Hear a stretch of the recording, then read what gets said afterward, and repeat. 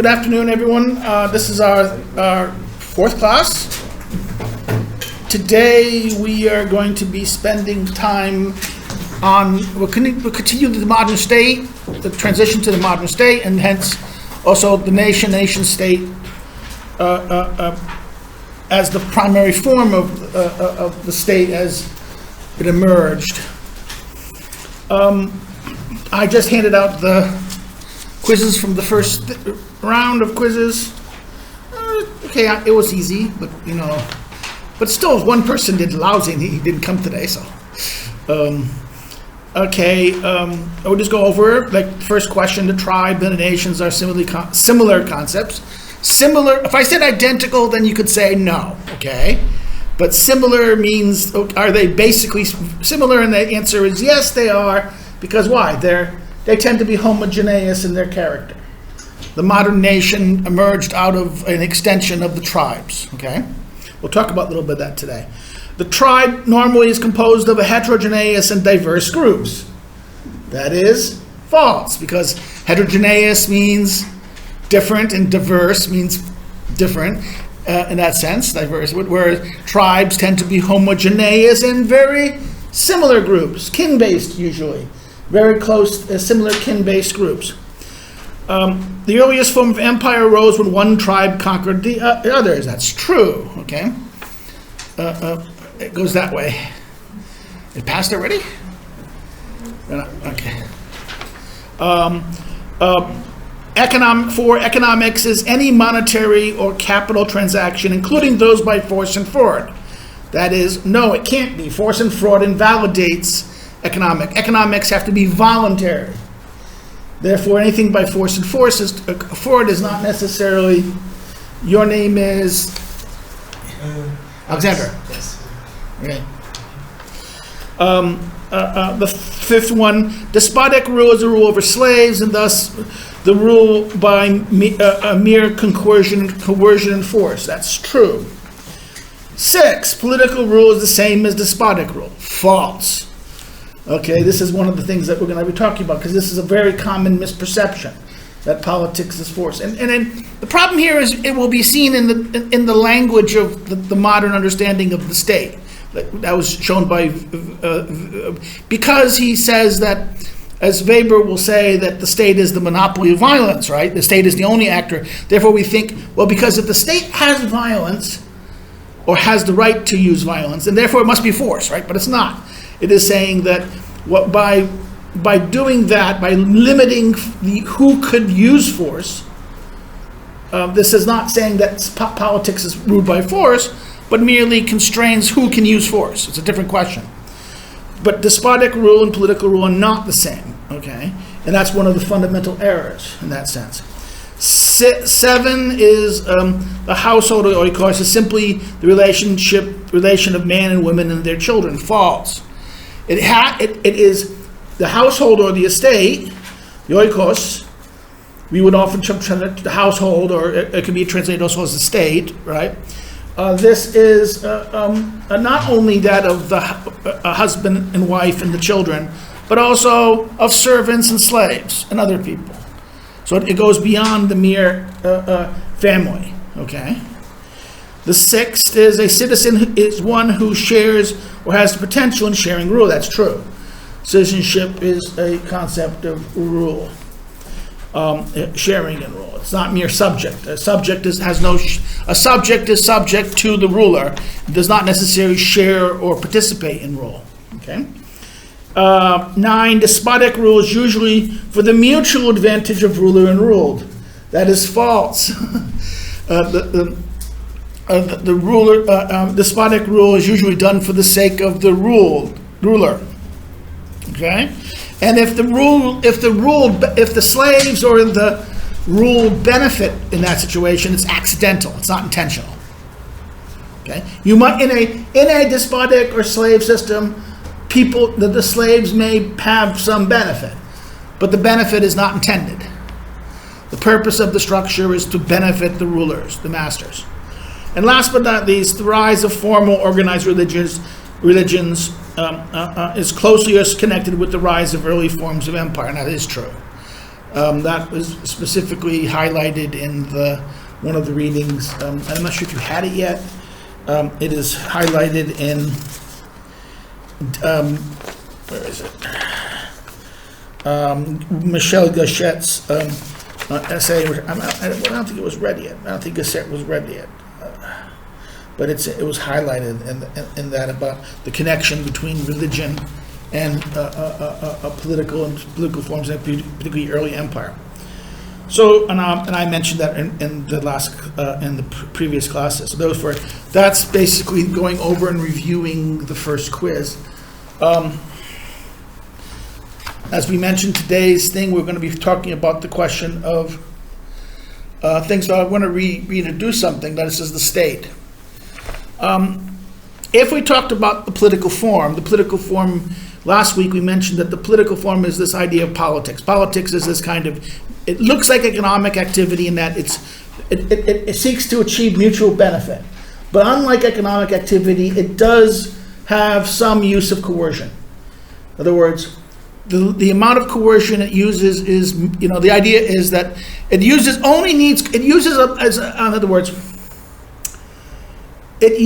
as much coercion to ensure that everyone benefits. In other words, it's usually aimed at the coercion in exercise in political rule is usually aimed at those who just simply refuse to comply, and that they're actually benefiting. In other words, they don't want. They simply, these people are either stubborn or willful or in this sense, they don't want to cooperate. Well, criminals, in that sense, the criminal wants to enjoy your goods, but not necessarily have to serve it. You have certain people you have in a society who wants to benefit, but not necessarily pay their duty or pay their obligation or pay their share. So everyone has certain levels of everyone has certain levels of rights. Everyone has certain levels of obligations.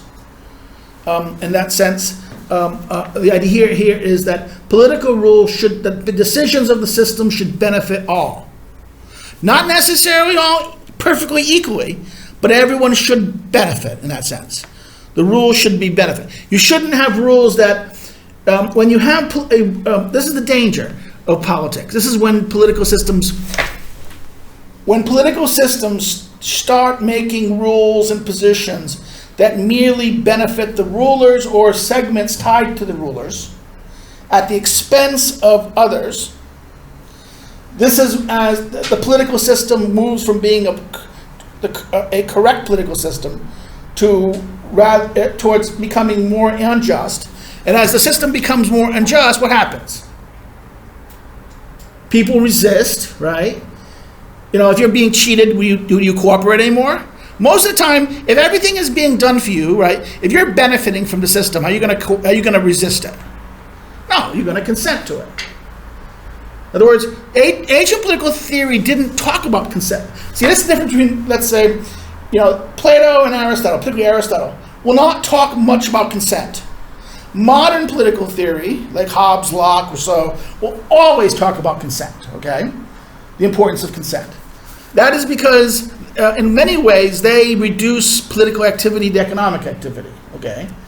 Not necessarily Rousseau, but Hobbes and Locke, kind of. In other words, everything is kind of a voluntary contract, everything is consensual. Aristotle argues consent is more kind of, it's there, but it's there in the sense of when things are benefiting you, it's your reaction, it's basically your willingness or an unwillingness to obey, okay? And what happens here is that it's not that society, for Hobbes and Locke and Rousseau, consent is necessary to explain the origins and structure of the social order. For the ancients, that wasn't there. The social order can happen by accident. It can happen because you just are the same kin group, or you've just grown up. In other words, it's not so much concerned about the logic of why the structure emerges. Rather, and it's not necessarily, that's the other thing, the ancient order is a more discrete system. It's a discrete system of parts. So therefore, there's no need, in other words, the reason why one person rules, or the people who rule, they rule is usually that they're ruling well. In other words, it's that if they're doing their job well. When they're not doing their job well, what happens? People get angry, people resist, and and new factions and new people either remove them, because what happens? When all of a sudden people are not happy, if the rulers are ruling not for the benefit of everyone but for the benefit of themselves, people start get angry about it. We talk about this when we go later in the semester, the class, when we talk about political change and political revolution. But therefore, as people become unsatisfied, people will resist. And therefore, what happens when you resist? You have to use more and more. The government or the rulers would have to use, to keep in power, would have to use more and more coercion. And therefore, instead of ruling by that people accept your rule, people don't accept your rule, and you have to use more and more coercion, and the more and more your political rule looks like despotic rule. So it's a spectrum. In other words, political rule, although despotic rule and political rule is not the same, when political rule, because of malgovernance and ill rule, bad rule, and that the rulers are not ruling, are harming the interests of the majority of their population, their subjects, and the subjects start to rebel, what happens is they have to use more and more coercion. Okay, so therefore, what happens is the system becomes increasingly despotic. The more unjust, like we say, injustice is it rules for the sake of itself. Right? That's the famous Aristotelian definition. That one is either ruling for the common good or collective interest, or for their self-interest. Unjust rule only rules for the ruler's interest. An unjust system, the rulers will rule for their own benefit usually at the expense of those who they rule. So that understanding of this ancient form versus modern form of politics, the difference is that modern, as we spent a little bit of time last week, the modern form is a kind of product of willingness. And it uses a different term. We come up with the term the state, the modern term the state. And we'll talk about the origins of it. It has its origins in Machiavelli. Machiavelli is basically, we know, is the first person who used the Italian word lo Stato. He uses it to refer to the political form, the structure, the body politic, in terms of this. And other people doing the same time. Well, and it's not necessarily he did it in the Prince originally. He did it in letters. So we know that his early correspondence. So therefore it's in the Prince that we get a kind of clear use of that form. We know that other people were using it at the same time as him, but it was the first known usages of it was him. Okay, in letters and aspects of this. We know that the difference here is that the political form, the state differs in character from the ancient political form, because it's a construct. It's not, in other words, the ancients understood the city or the polis or the civitas as a natural phenomenon. It is a phenomena of human nature. As bees have their hives and beavers have their dams, humans have their cities, the polis. The polis is the natural, it's something, it is this idea that, hives don't just emerge, bees make them, okay? But there's something within the nature of the bee that requires them to create the hive. Same thing with beavers. Human beings need to create, yes, it's an artifice, the ancients argued, but it's an artifice that fulfills a human desire, a human need. So the political order of the city is natural in this. It is a product of our natural desires, natural needs, to fulfill who we are as human beings. The modern thinkers think, no. What the city is wholly a human artifice to escape nature. Okay, it is the first instrument of man's conquering nature in order to escape the effects of nature. The Greeks understood nature was an end, or nature was a standard or a goal by which we measured all things. The modern world looks at nature as something we must overcome to serve our needs, our will. In other words, what is the instrument of judging what is right and wrong? It's merely the self, the I. And that just starts with, the famous in modern philosophy. We know that we're starting with Descartes. What is the fundamental source of all knowledge, all truth? That everything else, all forms of truth and all forms of understanding rest upon. It's Descartes, that famous line from Descartes. I don't know how Poles will say it, but we say Descartes in English, right? René Descartes. Cogito ergo sum. I think, therefore I am. My self-understanding, the self. Modern philosophy is the emancipation of the self. It is even Kant's famous categorical imperative. It's not something, in other words, the truth or the good is not something out there and within nature. It is something the human mind, using reason, constructs.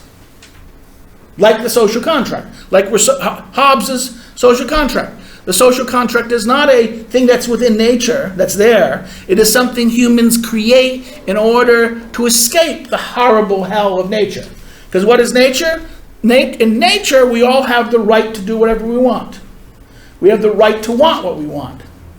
And everyone's right is equal to everyone else's right. So it leads to the war of all against all. So therefore, in order to men come together to escape the hell of that natural condition, men conjoin their wills together to form the body politic, to form the state, in order to escape nature. It's a human construct, a human product that generates wills. Now, what's important about this is that, as he says, that it's both Machiavellian and later, I think, in Hobbes, then Kant and Hegel, and most theory of philosophic thinkers who talk about the state in the 20th century, following from the tradition of Hobbes, will understand that the state is a willing agent. The idea of it's a will. Therefore, it involves what? Our consent, our active will. And therefore, as a construct of the human willing act, is the will limited by anything? No, it's limitless. The will, in other words, as long as the willing parts agree, long as there's consent and agreement, there's no limiting to what the scope or size of the state. It has no fundamental limit, no fundamental construction limit except consent. Consent of the parts. So therefore, it doesn't have a territorial, the nature of it being a will, there's no inherent limit. There's nothing in nature that can limit it, can structure it. So therefore, this leads us to the problem that the state as the modern form leads us to certain things. Now, let's go back. Let's go some terms. This is what is the state, and differentiate certain terms, because we have certain terms about this. We always we throw the words these terms out. We often conflate them, confuse them. We have three specific terms here: the state, the nation, the regime, and the government. Now, starting with Weber's famous concept of state. The state, he defines it as an organization that maintains the monopoly of violence over a territory. It is the structure, the entity, composed of a people. Usually, sometimes this people can be a city or a state. Or a state can be either at the level of a local community, a city, an urban area, or it can be as large as a nation. Okay, we'll talk about this in a sense. There's the idea of, or it can be an empire. In other words, the state form can have, it can be the size of merely a city, a small urban center, like the old. In other words, once you understand, this is the problem. Once the modern state theory emerged, what it did by the time of Hegel in the 18th century, it went back in the past and rewrote everything. It looked at the 15th century cities and they said, oh, these are city-states. They looked at the ancient Greek world, the ancient Greek cities, and they said, oh, these are city-states, right? Okay, so in other words, and that's one of the problems in our history, and this is the problem of our understanding of this. It's the people will consider the polis as though it's a state. But at the level, but the problem is once you look at that, people will often translate it this way. This is why 18, 19, and 20th century translations will often look at the Greek word polis or even the Roman word civitas, and they will translate it as state. Hobbes purposely does that in the beginning of Leviathan. He says, oh, these terms are the same. So the 17th and 18th, 18th and 19th century, particularly 18th and 19th and 20th century, what happens is a conflict, this intentional blurring the terms. We forget. We are by the 19th and 20th century, we are taught to forget the fundamental difference between the ancient political form and the modern political form. Okay. In fact, sometimes and when people do address it, it's usually as a warning, because the 19th century political thinkers will say, wait a minute, those who wish to bring back the Roman understanding of politics or the Greek understanding of politics are doing us a disservice. Because this understanding of politics doesn't have the limits of the modern politics, of the idea of a separation of state and society. The modern state will have spheres of separation. That's one of the weird things about the modern state. The modern state, even though the modern state and the society, state and society are simultaneous constructs of the same phenomena. But the difference is state tends to emphasize one sphere, and society tends to understand the other sphere. And the difference here is that liberal societies want to distinguish between state and society. Okay? Because it needs to, because of the totalizing character of the concept of the state. But the problem is society is equally a totalizing character. Because if you look, and this goes back to something I mentioned about Gemeinschaft, Gesellschaft. If you look at traditional communities, these are limited, but modern concepts of Gesellschaft, Gesellschaft, or society has no limit to it. It has the logic of the willing structure as much, the rational willing structure, as the modern state. So therefore, the state and society are naturally synonymous concepts, interlocking synonymous concepts. This is why Hobbes is very interesting. Hobbes will speak of the social contract, but does not speak of society. Why? Because he doesn't want to compete. Hobbes thinks that society must, in order to have peace, must subvert itself, not subvert itself, but submit itself to an authority. Because what happens? If there's two authorities, what happens? Dispute, and once there's dispute, there is civil war. In other words, there can only be one ultimate authority who determines what is right and what is wrong. Otherwise, what happens is everything's up for grabs and we go back to the state of nature. And the state of nature is so horrible, we need to prevent that. So therefore, even though there is a division of state and society in terms of spheres, for Hobbes, the society is merely subverted into it. Now, later liberal theory will look at that and say, oh, no, let's separate it. For freedom's sake. This is starts with a little bit of a Montesquieu, and then later authors, the idea of division of the division of spheres, division of powers to preserve freedom, right? Institutional power relationships, we divide it, but then also the spheres. We distinguish the scope of society versus the scope of the state. And we don't want this to, in fact, the problem is, since the Greek world and the Roman world doesn't have a distinction between state and society in the same way, it looks from our mind totalitarian. The modern mind, the totalitarian political orders subvert society to the state. Actually, worse. Real totalitarian orders. What is the instrument or body that is the ultimate functioning thing that will control things? It's not the state. The state is subservient to party. The party, communist and Nazi, all totalitarian orders, the party is the totalitarian, the state being authority is one thing. And they misunderstand that. If you want to understand totalitarian orders, you must understand them. It's not that the state is governing everything.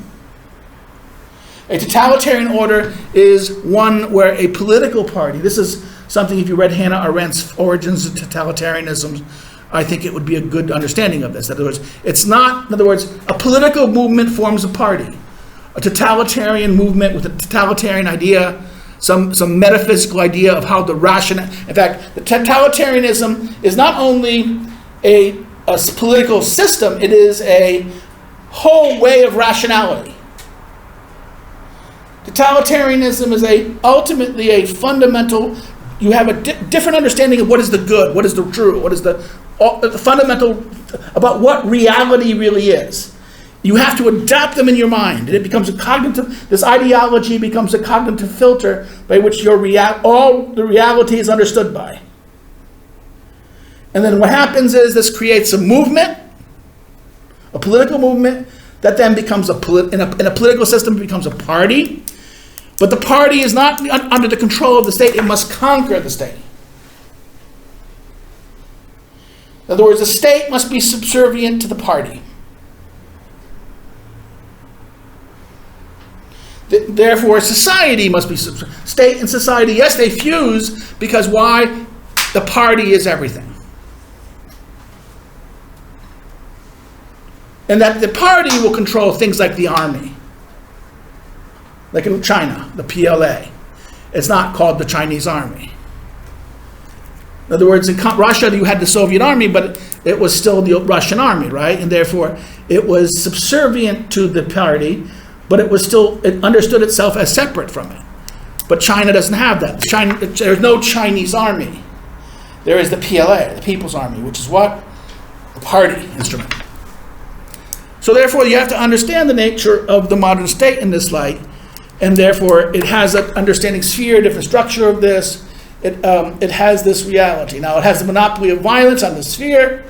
There's certain concepts emerge, sovereignty. In other words, as the thing says, must have sovereignty, which is the ability to carry out actions or policies with a territory independently from the external actors or internal riots.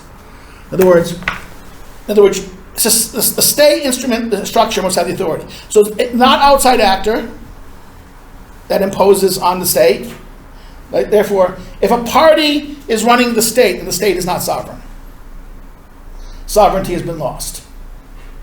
Sovereignty is the power to act.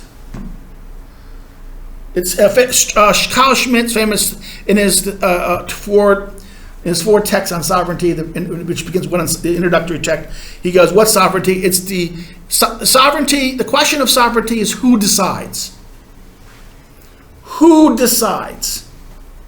Sovereignty is about who gets to decide, who rules, really. The sovereign is the ruler. In fact, that's the whole point. What does the word sovereign comes from? It comes from the ruler. It comes from the concept of the crown, the French dynastic crown, the ruler. Who is supreme? Who has the ultimate authority? Who rules? Sovereignty. It would be good to go look at the readings from last week that had the Encyclopedia of Philosophy and the Encyclopedia Britannica entry about sovereignty. And how this concept of sovereignty, although some people try to bring it back to the ancient world, it's a concept that emerges at the rise of the state merging itself with the modern nation. Okay? It is the concept of sovereignty is developed by this French writer Jean Bodin at the right time of the Elizabethan. It happened at around the same time as the right of the Elizabethan period in England. He was there, and he was the French court. The French crown tried to marry Elizabeth to one of the princes. What is the woman who poisoned everyone? Catherine de Medici? Is it the Medici? No, Medici the popes. Okay, right? Yeah, Medici popes, but it's not the Sforzas, and not the Borgias. It was a Medici. It was Catherine Medici, the Queen of France. Not Queen. She's the Queen Mother of France. I think 2 of her sons become king of France, and then what happens? Then Henry IV becomes king, right? After her son Charles dies. So what happens? This is the Medicis were killing her. She was trying to marry one of her sons to Elizabeth, and that failed. Okay, but Bodin was the negotiating team. Bodin is writing at this time of attempting to justify the Machiavellian concept of state and make it compatible, or try to frame it within the dynastic origin of the French monarchy. This is his famous book, The 6 Books of the Commonwealth, or 6 Books of the Republic, depends how you translate in English, where he purposefully attempts to coin the concept of sovereignty. He coins it and defends it as the concept of dealing of who decides. The royal actor decides action. It is the actor who decides, the actor who carries out things. Now this changes. What happens is Bodin, through the Spanish, he's Spanish, but he's also Dutch. Okay, Hugo Grotius, the Dutch author, who's one of the fathers of international law. Okay, he will take the Bodin concept sovereignty and tie it to the state, and then later Hobbes will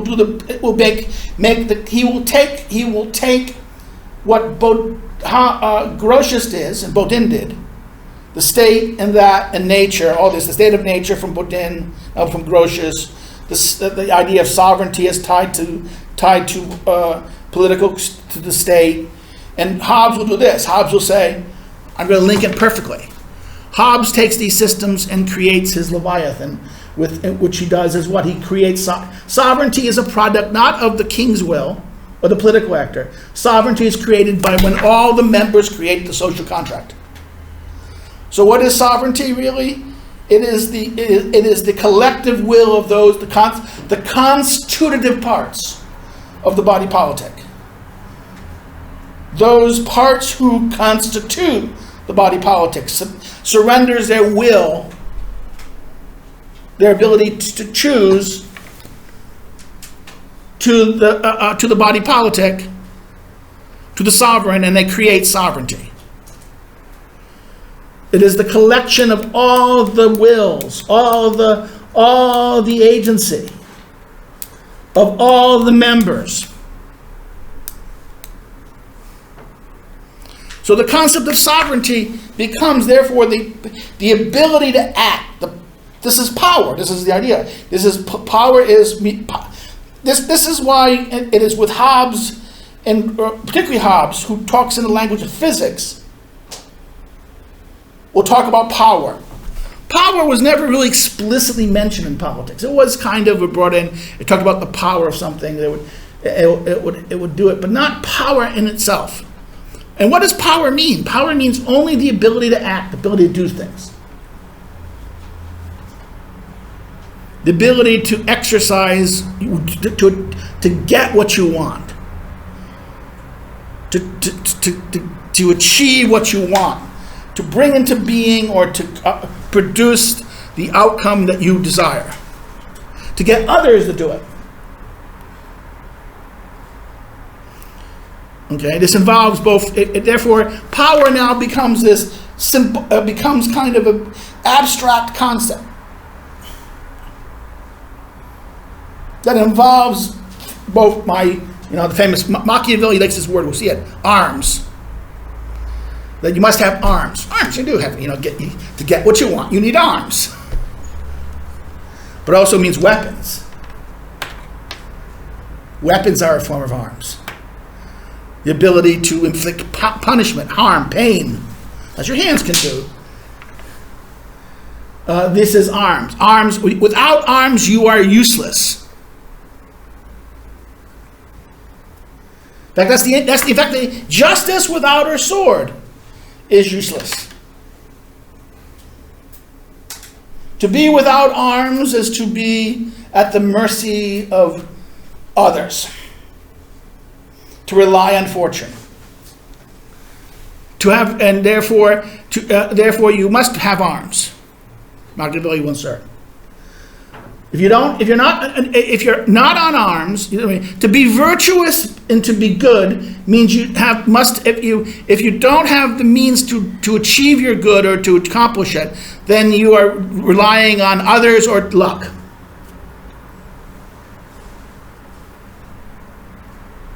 And if you rely on others, God help you when the others don't want to help you.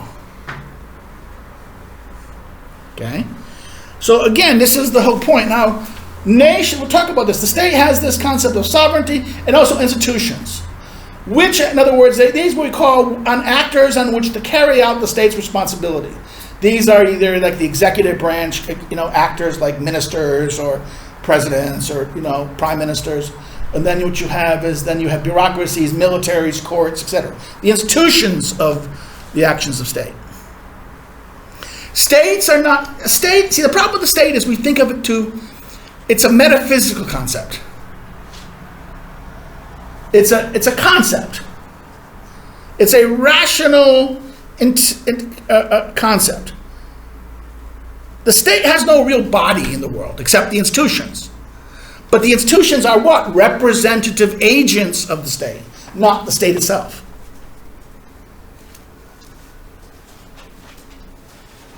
So therefore, this is the fundamental problem. The state is kind of, this is the problem. This is why 20th century political science hated the term state. They thought it was too metaphysical. They didn't like it. They wanted to get rid of it. They wanted to escape the state. But then at the end of the 20th century, they wanted to go back to the state. In the 1990s, 1980s and 1990s, American political science rediscovered the state. The 1920s, 1930s, they were saying, the state is this metaphysical concept that's meaningless. It's a human anthropomorphization and we're animalizing or taking the will. We think that a thing can have a will.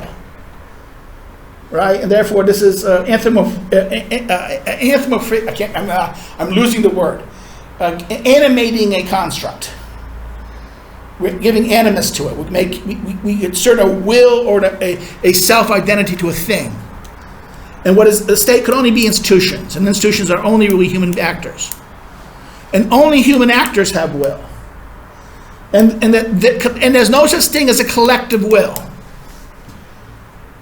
There's in other words, collective action is merely an aggregation of wills. The modern political science would argue, right? But the problem was, but then what happened with that theory is that behavioralism was inefficient. It fell apart. It started not being that effective. It's so generalized everything. It basically said there was no difference between a totalitarian system.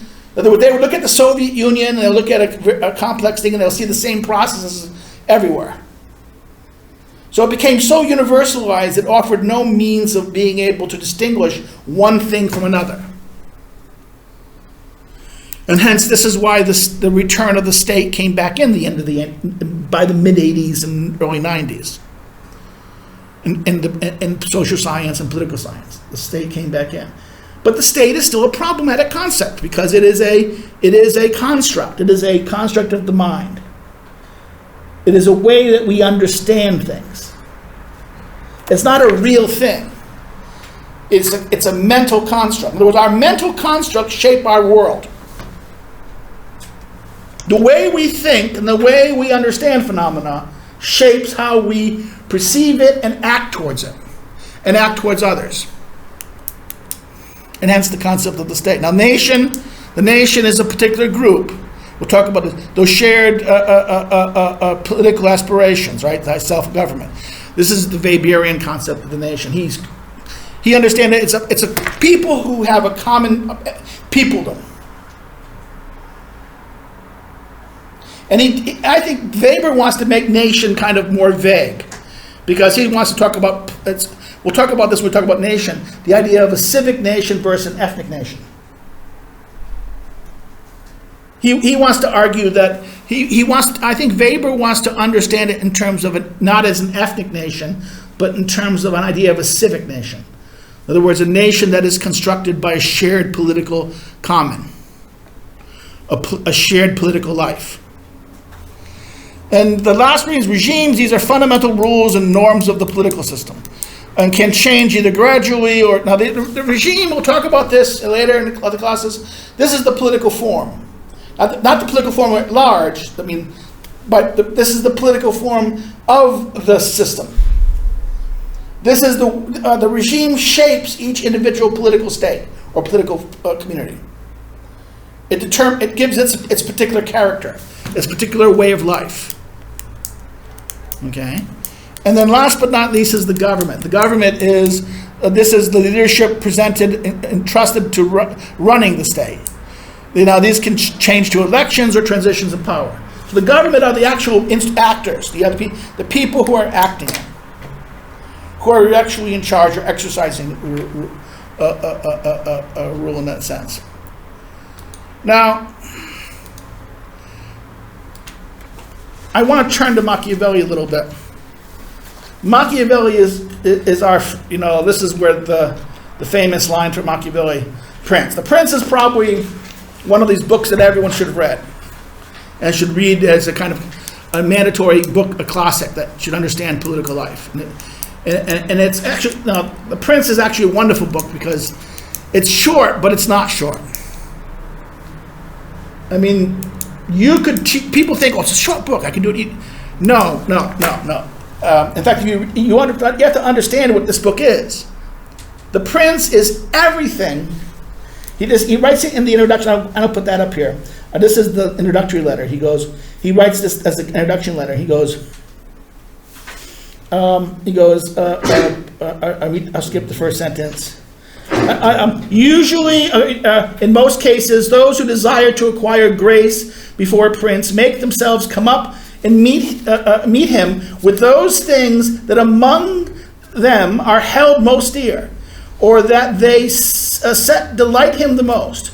When one sees them many times being presented with horses, arms, gold cloths, precious stones, and similar ornaments worthy of their greatness, I desiring to offer myself to your majesty with some testimony of my fidelity to that magnificence, your great, your authority, have not found among my equipment anything I hold more dear or so esteem as the knowledge of the actions of great men, learned by me through long experience of modern things. In other words, his experience as a statesman for the Florentine Republic, like for a decade or two, almost a decade and a half. And then he goes, learned through long experience of modern things and the continuous reading of ancient things. I have with these great diligence long reflected and examined upon, and now reduced to a little volume for your magnificence. This is everything Machiavelli knows. Reduced so that a man of time, a man who's busy, a prince is busy, don't have time. So therefore he wrote it in a way that's, in other words, it's written so carefully, written so much time, that in it has every lesson a prince needs. Any kind of prince. So therefore it is the complete knowledge. Now his other book, the discourses, are much bigger, much longer, but they're written for young men who have time. So there's nothing. People say that the discourses are for Republicans and the prince is for a prince, right? and that he's being ironic. The prince is either it is an evil book because it's flattering princes, or it is a book that reveals the evil of princes. So he's this, no, it's in other words, it is what he does here is he's writing for different audiences. The discourses are for young people who have lots of time and can be reading it, and therefore has more examples and more flushing of it. The prince is for people who don't have time, but want to know, but want to think. In other words, it's a trap too. The prince is very much set to decide. I mean, Machiavelli will say, he will tell you not to do something, and then in another section, even give an argument why you shouldn't do it, right? But then elsewhere he'll tell you, go do that stupid thing I told you not to do.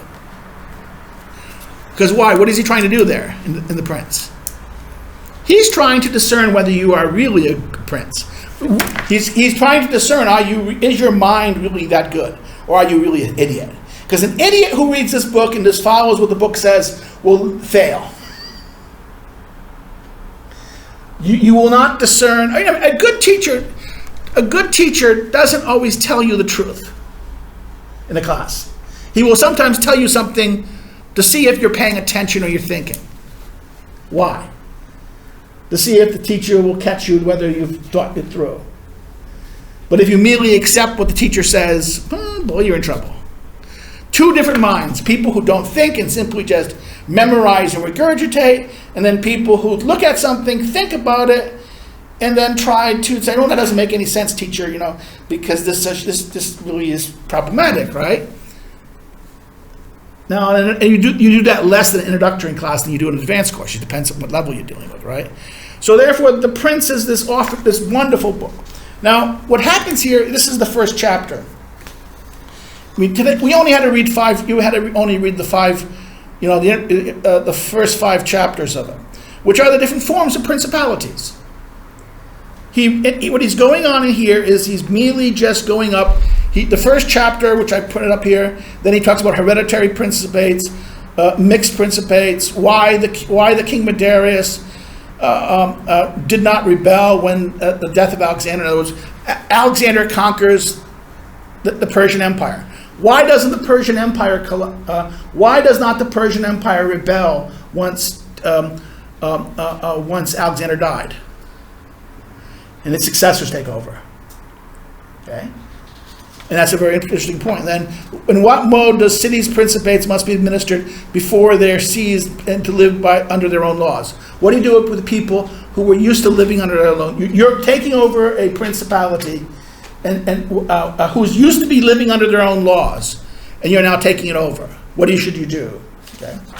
Now let's go back to the first. This is the whole structure, right? In the beginning of The Prince, he says the first chapter. It's very quick, very short. It's the famous.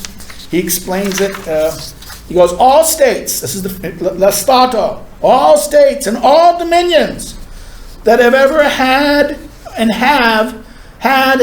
imperium over men have been or either republics or principates. Okay. Now, I love this word. Why doesn't he use the word king? Why is it called the king? Why does he choose principates?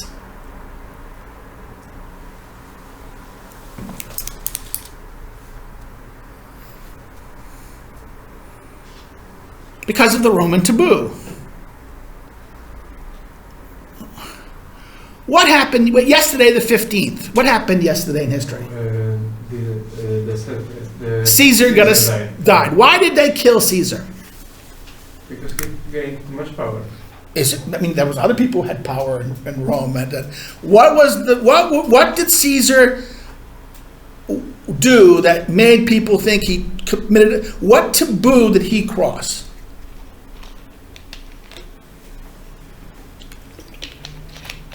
Sulla ruled like a dictator for like 10, 15 years.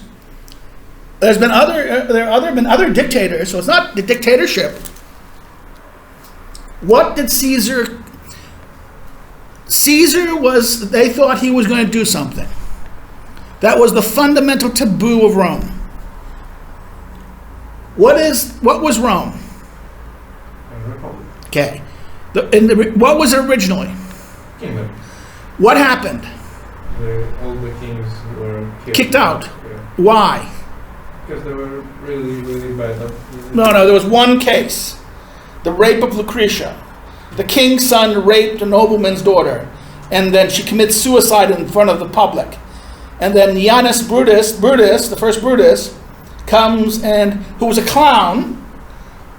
He was a clown before. Everyone laughed at him and no one took him seriously, because the tyranny, the king's, the word rex is the word rex is the word for king. It's taboo in Latin. Anyone, and then the rape of Lucretia is an important moment to shape the Republic. It creates the reason, and over the bloody knife, Brutus takes the bloody knife and her dead body, and everyone sees it in the public square in Rome.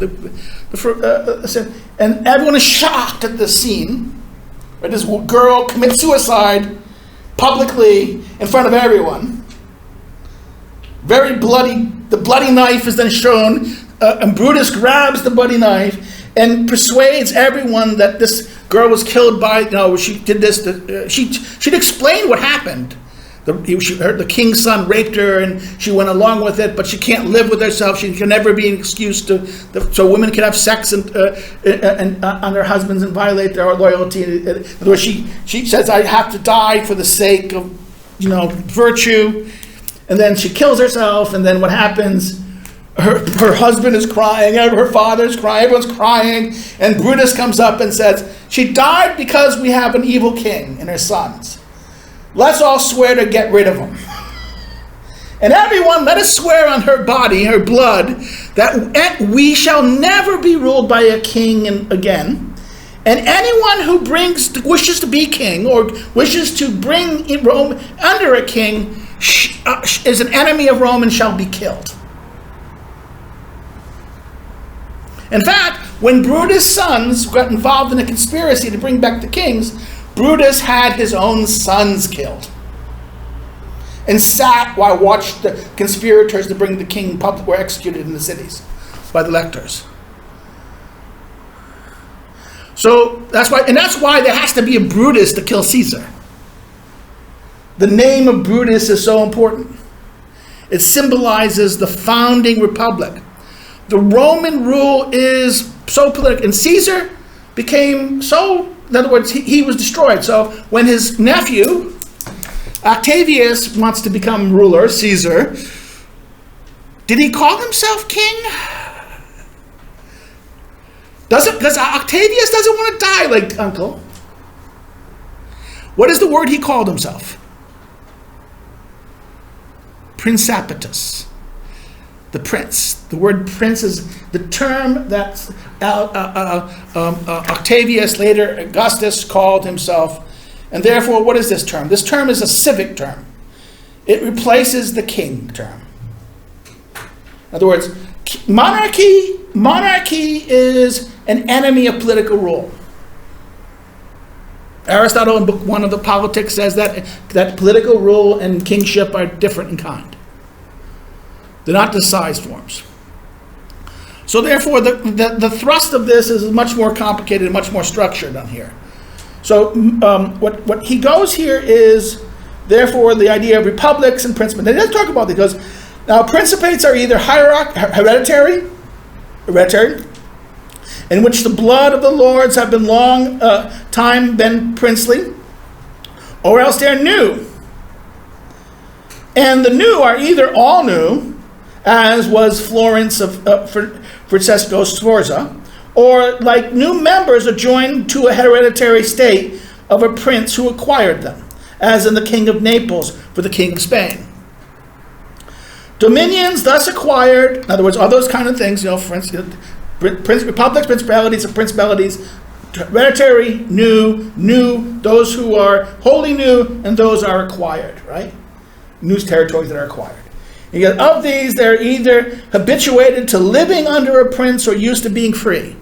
So the new territories that you conquer, or even the new territory that the new principate you're going to do, are the people there used to living under a prince or used to being free. and they acquire either their arms of others, in other words, they're achieved through the arms of others or one's own arms, either by fortune or by virtue. This is the structure he promises to give for the book, and then he breaks it, he changes it as a result.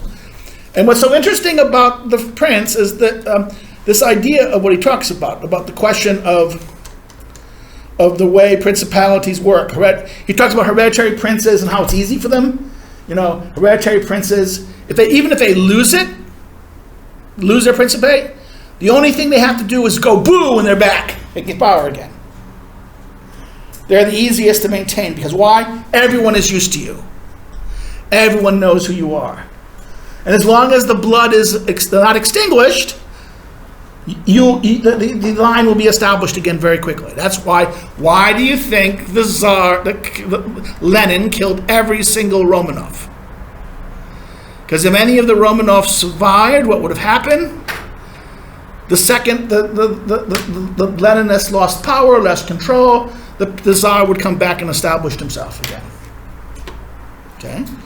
The same thing with mixed principalities. The Darius question is very interesting because it talks about the problem. The problem is, in other words, the wide Darius regime is very difficult to conquer, but once you conquer it, it stays conquered. Why? It's a unitary structure. In other words, everything was under the emperor, the Persian ruler. And the Persian ruler had a centralized rule. There was no regional points. France was different, feudal.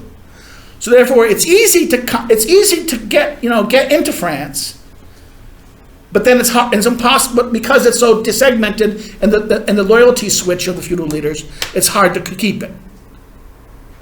England conquered France twice and lost it twice, 3 times. Okay, so therefore, this is the problem. You can get a foothold in a feudal structure state, but you can't keep it.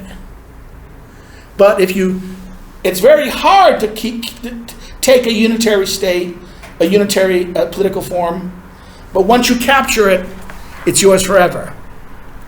And then last but not least, 5 cities that used to before their own Caesars. What do you do to do that? This is some rulings about we have to deal with the ruling of how you do things. And now we have to deal with the question of nations. That's the readings of the 2 minute readings today. The nation is a very fundamental concept in that sense. For Manat, this is again the ethnic nation. There's 2 concepts of the nation: the ethnic nation and civil nation. The ethnic nation is what? Based upon ethnicity. This is based upon, in other words, it comes from the fact that, and this is the initial kind of nations. The first nations that emerge are out of ethnicity. That the tribes, what happens is tribes have a limiting size to them. And in the nature of early man and the way hunter-gatherers did, what happened? You couldn't have a large unit. The tribe could not be too big. Because the food and the way you got food and survived through hunting and gathering forced a tribe, if it got too big, to divide. So therefore, you would have a situation, you'd have people who are ethnically similar stock, but then going to different parts of a territory, different lands. And what happens? Over time, they adopt different habits and customs because they're in different environments, in different areas. They're not communicating with each other regularly, so changes in language will happen. Think about this. Should there be any real difference between Slovak and Czech? But there is. Why? The mountain range that covered them, and so they weren't communicating with each other regularly. Same thing both. Poland, there was a big difference between northern Poland and southern Poland in accents. What changed that? Printing press, radio, communication changes that. Modern radio destroys, the unification of language because of printing. Then later, not only the printing press, but then what? The radio and then television creates what? The accents disappear. There used to be big regional accents. Even in America, there was huge regional accents. But television, radio destroys that. Technology changes the way the human species, what happens, evolution, in other words, evolutionary practices alter because of technology.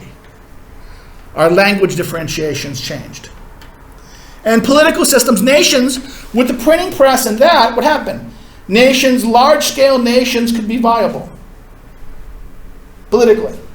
In the ancient world, the city was always utopkos, he says. That means you had to see it. You had to talk. Everyone had to share the same opinions. So there was the nature of politics was a talking procession, sharing things, debate, arguments about what is good for us.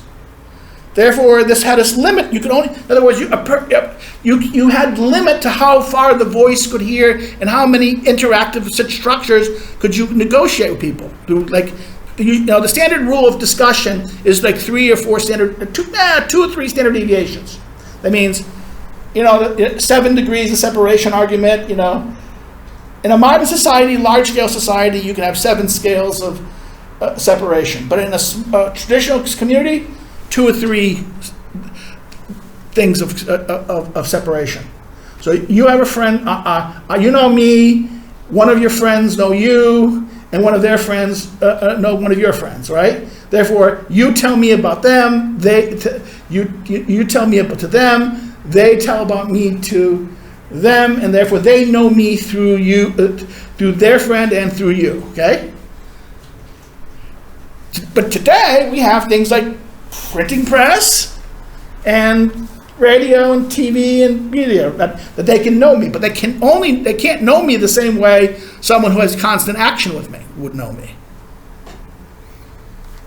So therefore, this leads us to the structure of how this structure of ethnic politics work. Ethnic politics, the ethnic realities we share same ethnicity, race, ethnicity based upon ethnic characteristics. Then also what else happens? Things like religion, shared religion, same language, same structures of these things that reinforce it, same belief habits, same customs, same food tastes. In other words, these things are passed on as much as genes are passed on. Okay, traditions, customs, habits, mores. In other words, ethnicity and cultural identity has ethnological structures towards it. And therefore, this historically, therefore when the state emerges and you wanted to have a nation, what happened? Well, the nation, we'll talk about this a little bit. Then the civic nation is different. The civic, instead of relying on ethnicity, race or ethnicity, or what is the common thing that holds you together? The political system, the political values of the system. I mean, Rome and Athens were civic structures. They emerged as out of not a homogeneous population, but a heterogeneous population. So what held them together? Their civic life, the civic life, the civic institutions. And we can see right now, right in front of us, we see a formation of a civic. We see as the formation of a building of a civic nation. You know what I'm talking about? The Ukraine. Yes. What we see in Ukraine now is the birth of a civic nation. A Russian Jew, an ethnically Russian Jew, is leading a Ukrainian independence revolt. That Russian ethnicities, ethnic Russians, are as much fighting the Russian invaders as the ethnic Ukrainians are. You understand that? In other words, what if Putin was right? The idea that there's no real there's really this, all these people are really Russian except for this real small ethnic Ukrainian population that is really Nazis and well, then there should be no widespread resistance in Kharkiv and Mariupol and Odessa. I'd welcome them, fellow brother Russians. Ethnically, they're the same, but they don't see themselves as the same anymore. They see themselves as Ukrainian. Ukrainian now does not mean ethnic Ukrainian. And this is the problem with Poland. See, Poland flipped it. The First Republic, being Polish meant Lithuanian, Belarusians, all these were technically Poles. But Stalin and Hitler kind of did something to you guys. Well, first of all, the nationalist movements used Poland. In other words, it saw the Ukrainians, the Russians, the Jews as enemies to Poland. These were occupiers of Polish identity. So the socialists and the nationalists often reduced Polishness to ethnicity of Polish language and Polish identity. And then Hitler and Stalin did you a favor. What did it do? Created a homogeneous Russian Poland. So therefore, Polish identity is, even this is the problem. There is this fight with even in Poland, but what does patriotism mean? Because if you understand the quest for renationhood, it was shaped within the structures of ethnic nationalism. 19th century nationalism was ethnic nationalism. Germany. The Germans and the Italians wanted to be a nation, finally, a political nation. They were always a nation, but they weren't a political nation. So the middle of the 19th century, 1860, 1870, what happens? You have Germany, the the Prussian state forms the German nation by unifying Germany. The first unification. There's three unifications of Germany, you know that? The first unification is Prussian. The second unification happens in 1937 or 8 when they unify Austria with Austria, and Sudetenland is integrated in Germany. That's, by the way, that Germany is the first time 90% of all Germans live in Germany. The most German of German states. And then the third unification was in 1992, 91 and 92 when they unified East Germany. 92, yeah. They unify East Germany with West Germany back again.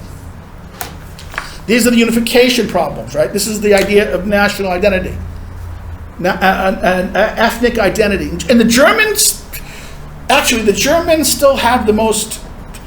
They didn't get rid of those Nazi rules about German identity. Because a German must show yourself to be a German, you have to show that someone in your family goes back to the Treaty of Westphalia. Your genetic line, your genetic line, ethnic genetic line has to show to someone who's German. For a short time, they said, okay, we're going to let the Turks in, right? It was an 8-year window. They let the Turks who have been living in Germany for like for 20, 30 years. They're, okay, you guys are Germans, really. But that lasted only like for 8 years, and then they reverted back to their policy. They shut the window. So if you didn't do it then, you're not going to do it now. So therefore, there's a lot of people who live in Germany who aren't Germans and don't have German rights. Okay? So therefore, that's this is the problem. So much of our national. See, therefore, I always laugh when Germans complain about complain about the PIS government. I said, you guys are far more nationalistic than they are. So I think this Polish government would love Ukrainians to become part of Poland, because if the Ukrainians now vote now, imagine if the Ukrainians now voted. Do you ever think a PO government would ever exist again? If Ukraine falls, the drama of yesterday's activity, of them going, Kaczynski going there, remember, to going there personally, to why? To make everyone to remember that Lech said this was going to happen? Lech. If Polish media highly influence Ukrainians and I'm talking about media that is not directly connected to our government right now, then there is a possibility that Ukrainians would still vote for. No, I'm sorry. I know the Ukrainian. They don't like you guys. They don't like the PO because what did Sikorsky and Tusk tell the Ukrainians in 2014, 2015? Shut up! You're never going to be part of NATO. You see, I remember at the Maiden. I used to teach in Lazarski. I quit doing that about 4 years ago. I taught over 800 students. Half the students I taught went back to Ukraine and participated in the Maiden activities and those things. Formed civil society groups, regiments, Russian ethnic. So I'm very active in those things. I was very skeptical of Ukraine always, but I remember perfectly that weekend Sikorsky yelling at the Maiden people, telling them to shut up and just accept the situation and give up, because otherwise they're gonna kill you, they're gonna massacre you. Okay. See, you have to be careful about people like Sikorsky. I know Radek. I worked with him in the 80s, in the Afghan conflict. I had respect for him then, but now he got in bed with the very people he had contempt for. I remember he was one of the principal founders of PIS. People forget about that. He was one of the 4 people who created PIS. And because of the fight he got with Lech Kaczynski about appointing a person for a secret, the intelligence office of the military, because Kaczynski wanted to put Antonio in charge of all the intelligence services because Antonio wanted to wipe out all the communists from them. And Sikorsky said, no, I get to choose. You can't tell me what to do. They got to a pissing fight. The president said, I'm the president. I have this jurisdiction. Obey. And Sikorsky, that famous fight, right? And then Sikorsky got so angry. What does he do? What? He switched parties and switched things. Now, come on, who's the other person who's done that Kaczynski's destroyed, and that now, for this very day, they're going to spend the rest of their lives attacking Kaczynski? Come on, who is the other guy? Ultra-nationalist. Giertych. Roman Giertych. Yes. League of Polish, before that, League of Polish Families. He's supporting KO half the time, doing lawyer work for the KO time. So like this is the strange bedfellows. Politics is strange bedfellows. This is the strange world we live in. So therefore, this is the way it's hilarious in that sense. But you see the building of a civic nationalism versus an ethnic nationalism. The Soviet Union was an attempt to create a civic nationalism, okay? The idea of Soviet man, right? One way you can create this is ideology. An ideology, the Nazis created, weirdly, a racial ethnic ideology. The Soviets created a class ideology, right? The French Revolution tried to create an idea of it, but it ended up being, the French Revolution thought of the rights of man, but it ended up being rule of the French, okay? In other words, this is one of the sidetracks about this. This is one of the problems of, what was done originally as civic nationalism can revert to ethnic nationalism. Why? Because once a civic nation becomes a national construct, right? It has language, ethnicity, and religion and other things as itself. That therefore it can be, come on, American civic nationalism. Can it become as oppressive as other? Yes, hell no. We called it the McCarthy period. On the House Un-American Activities Committee. You're not really an American, because what's an American? You would hear the American ideas instead of beliefs. If you don't believe those beliefs and exercise those beliefs, you're not an American. It's this idea of creedal American nationality. In other words, it's civic nationalism can be as oppressive as ethnic nationalism, because it can be rest on a certain aspect of this. Now, the nation, Pierre Menat wants to talk about nation. He wants to talk about this. The specific context of European nation states emerged out of the reality of what happened in the collapse of the Roman Empire, right? Western Europe, what happened to them? You had tribes. Well, Eastern Europe was kind of still tribal. You're a bunch of... the Roman Empire got as far as the Rhine. It really didn't go farther than the Rhine and Danube. The Danube and the Rhine was the furthest, the far as the Roman Empire got. Okay? What happened? Well, the Roman Empire conquered all the tribes this way, and what they did to the tribe, they usually killed the tribal leader, or brought him to Rome and then executed him in front of everyone, or they would do, and they would make deals with his brothers and cousins. They would become Roman citizens. They would often be the military commanders and the prefects from Rome or other places. Very much soon, German soldiers became the army. The army became more German than Italian or Roman. First, it was Roman, then it became Italian, and then it became German. Okay, the army had more Germans in it than it had Italians by the time of Caesar Augustus. Not Caesar Augustus, but what is that famous one? Marcus Aurelius. Marcus Aurelius and that era, the so-called good emperors, the last of the good emperors, these were mostly German soldiers. Okay, the Roman Empire was mostly stacked by German soldiers. So what happened? How the land structure was? The land was slaves. The economy was ruled by slaves. So therefore, you had large land estates. I forget the name of it. It's called in English we'd say plantations, but they were kind of lundifunda. These big, giant, huge estates, which slaves would work the grounds. And what they were, usually local tribes were enslaved, and then they brought in slaves from other parts of Europe. They intermixed the populations to greatly. In southern Spain and Iberia and Rome, you had a lot of Africans brought in and Greeks brought in. But in Western Europe was mostly all the people, the Germanic and the Gauls and all the local populations enslaved into that situation. Now, some of those local people were brought into the Roman system. They were made citizens of Rome, given positions of status, given positions of authority. They had given estates. But there was a lot of Romans and Germans, mostly German soldiers, given estates of land as reward for their service. Okay, so therefore they became the principal holders of this. This is the empire up until the 5th, 6th century, when everything started to collapse because of the barbarian waves.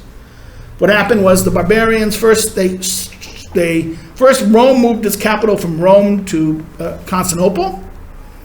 That made it more difficult to control Rome in the west. And then by the 5th and 6th century, the waves of barbarians cut off, and the Huns, when the Huns finally got there, the Goths and Visigoths, they started raiding the big cities.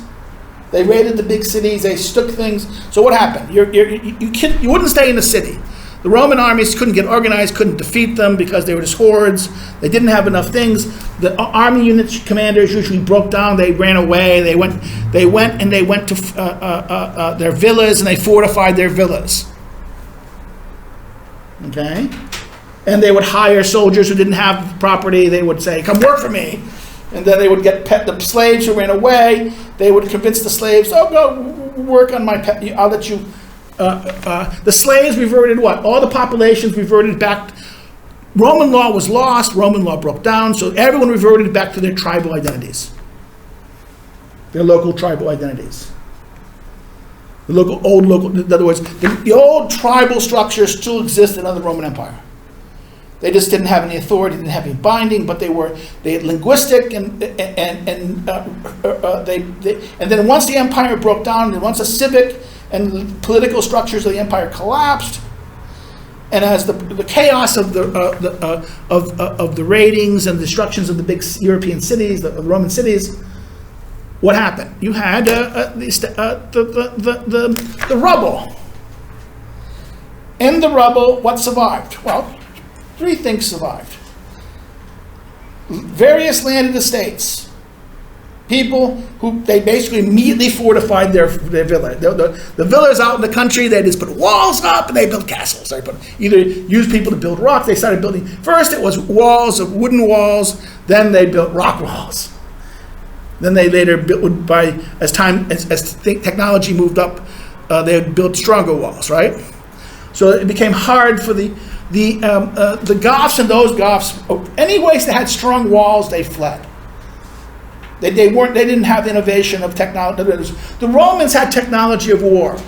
They could make siege machines. These barbarians from the east didn't. They didn't have the technology of siege machines. They would just surround a city, and if you had enough food and water in your castle, and you had water, and every castle would do what? They would always build the castles that would be underneath the water, right? They'd make, intentionally, the villas always were designed, the villas in the country next to the things, the royal villas and the houses were designed next to the wells. So typically a castle area would have a well inside the castle area. And they would have storage areas for food and grain, all storage. In other words, that's the medieval castle system emerged. This is a product of collapse. In other words, the fundamental unit was the household, the estate, the landed estate, of the former land of feuda. Of course, the farmland was outside, right, outside the walls. So therefore, what they do, they'd say to the slaves or the people who ran away, they said, "You want to eat? We'll feed you. Make an agreement. If you go farm my land for me, I will make sure you get to keep some of your labor. You give me 20%. You get 20%. You give me 20% of what you make. You guys can keep the rest." That was usually it got as high as 30% at certain times. Depends on. And the second of all, next thing he had how big of his soldiers he had, how many warriors that he could pay to hire, thugs. What they do is they keep the peasants in line, but they also protect the peasants. They would roam around on horses. They didn't fight they emphasized horse combat, not infantry combat. Why? Because they need to be mobile, and a man on a horse can easily crush a peasant with the head, particularly if they have armor. They armor themselves. They create armor. Therefore, a peasant weapon won't hurt them that much, but they could easily kill the peasant. But they would ride on horses. Why? So they would spot the enemy. Did they fight the enemy? The mobs of things? No. What they would then do is come back to the thing, get everyone in the fort, seize the fort up, and then on the parapets, they would man the parapets, armed weapons, and be mostly able to protect the situation in the conflict. That's the way that medieval warfare happened. And then there would be warfare between. Therefore, the first relationship is what? The first relationship is the owner needs to make a relationship with warriors, ex-soldiers, and people like this. Next relationship is the peasants, people to work the land. Then the next relationship, other land estates. And then what you have is you have relationships between it becomes you're stronger than I am, so I will submit myself to your authority. Hey, I will cooperate with you. You can be the boss man, like mafia gangs. Look how gangs work. Gangs work. You ever see how mafia gangs and the origins of the feudal structure operate like any feudal gangs and mafias are medieval structures. Gangs are very much medieval structures. They're natural structures. So what happens is weaker authorities cooperate with stronger ones. Why? Because they can increase their number of men. So if I'm going to attack someone else is going to come to me, my relationship is like this. So the people who serve my things, what happens? What will shape the bonds? The bonds will be between different households will be shaped by ethnic identity. Localized ethnic identity becomes the means by which people secure their loyalty. In other words, I trust you because you're your cousin or my great aunt, we all speak the same language. So if you all speak the same language, I'm going to more likely agree with you. If you share the same religion, share the same habits, customs, and norms, we worship the same way, we have the same ancestors, what's going to happen? More likely to cooperate with each other. When you don't have those things, you become less likely to cooperate with each other. In other words, the ability to gain levels of easy cooperation. So what happens here? Okay. Peasant, a serf related contract, the feudal contract that way. The knights with their lords, their contract there, and then the lords with each other, the estate holders to each other. And then there would be what? An ambitious tribal leader will call himself out to be king. The old tribal kings will assert themselves. And what they do is they use these networks that we're creating. So what happens is a powerful person will either take an estate over, marry into an estate family, rise up as a powerful leader. In other words, either he was within the Roman structure. They will use Roman law to justify themselves and legitimate themselves. In other words, what survives? Roman law will survive. It won't perfectly survive, but it'll be still useful for them to legitimize what they do and what they claim. So they have the de facto legitimization based upon tribal, ethnic relations. But the de jure, how they will frame it and how they will explain it to others is by the remnants of Roman law. And there was one in Rome, okay. You have to remember what happened when Constantine unified everything under Rome, the empire, right? Constantine merged Christianity into the empire, right? The church became an imperial institution. And it was structured through the empire as an imperial structure. Like dioceses are Roman structure. Parishes, again, Roman structures. Archdioceses, all of these are Roman imperial administrative forms. So the only surviving Roman imperial institution was the church. Therefore, what you could do, the church offered Roman legitimacy. So tribal leaders would make peace with the church, and what happened was there was this kind of dual system of structure. The feudalism worked on two levels. Feudalism worked at the level of the secular rulers and the peasants, the estates, the higher aristocracy, and the monarchy, right? What would happen would be there'd be similar church lines echoing that. Often the rulers make sure that their sons or their second sons or their cousins would be the churchmen. Because the church basically was a medieval institution. It had land. It hired people to work on their land, peasants. You had monastic orders who ran estates. You had a parish that would work by all the peasants would bring in and give gifts, 10% gifts to the priest. So yes, they give 10% to the Lord, and they'll give 20%, 30% to the Lord, and 10% to the parish priest. And that therefore he would, sometimes be the protector. The priest sometimes would stand up against the Lord, even though they were often related to each other. Okay, so you had a parallel structure of authority, dual centers of authority. In fact, this is the weakness of the Roman system, the feudal system, was that there were too many competing sources of authority. So therefore, I could. In other words, I'm a baron, right? And my duke up here, and there's a king up here. Well, I can cooperate this way with these authorities to rebel against him, or I can go bypass my duke, this guy, and go up to the higher guy, the king. Kings needed the other guys. Why? The kings needed these other people. Why? They needed it for the troops in order to fight a war with another king. So therefore, the kings didn't have enough resources on their own. They had to rely on the resources of others. Now, this is why the Bobbitt reading was interesting, because the Bobbitt gives you the stages. That the state emerges as an evolutionary process. Now, you've heard Fukuyama in his Hegelian argument.